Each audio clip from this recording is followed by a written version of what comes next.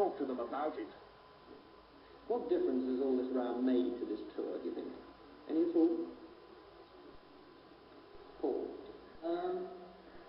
I don't think it's made much difference. It's made it more hectic. It's made all the press conferences mean a bit more. People said to us, you know, last time we came, all our answers were a bit flippant. And they said, why isn't it this time? Well, the thing is, the questions are a bit more serious this time. It hasn't affected any of the bookings. The bookings have been, the people coming to the concerts have been the same, except for the first show in Memphis, which was a bit down, you know, but so what? The disc jockey Tommy Charles, who started this row off, has said that he won't play your records until you've grown up a little. How do you feel about that? Well, I don't mind if he never plays them again. So see, this is the thing, you know, everyone seems to think that when they hear us say things like this, that we're so childish, you know. I mean, you can't say things like that unless you're a silly little child. And if he was grown up, he wouldn't have done the thing, because he only did it for a stunt anyway. So, I mean, who's he to say about growing up? Who is he? Who is this guy? Who's he? Apart from that, it's great.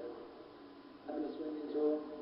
Do you feel that Americans are out to get you, that this is all developing into something of a witch hunt? No, we thought it might be that kind of thing. I think a lot of people in England did, because there's this thing about, you know, when America gets violent, gets very hung up on a thing, it tends to have this sort of Ku Klux Klan thing around it.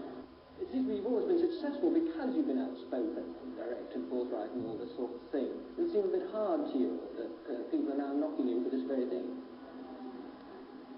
Yes, Richard. It seems hard. You know, free speech.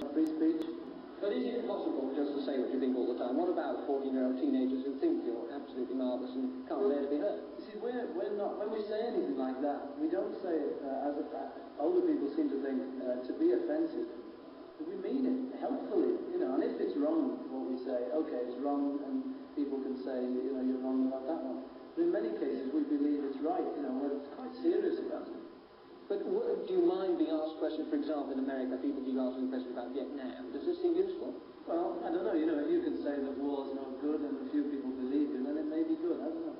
You can't say too much of that's the trouble. It seems a bit silly to be in America and for none of them to mention Vietnam as if nothing was happening. But why should they ask you about it? You're successful entertainer. That is why they do. Because Americans always ask showbiz people what they think of it. So the British, you know, showbiz, you know how it is. But I mean, you've just got it. You can't just keep quiet about anything that's going on in the world unless you're a monk.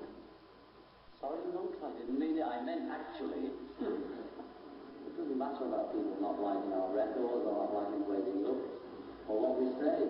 You know, they're entitled to not like us. We're entitled not to have anything to do with them if we don't want to, or not to regard them.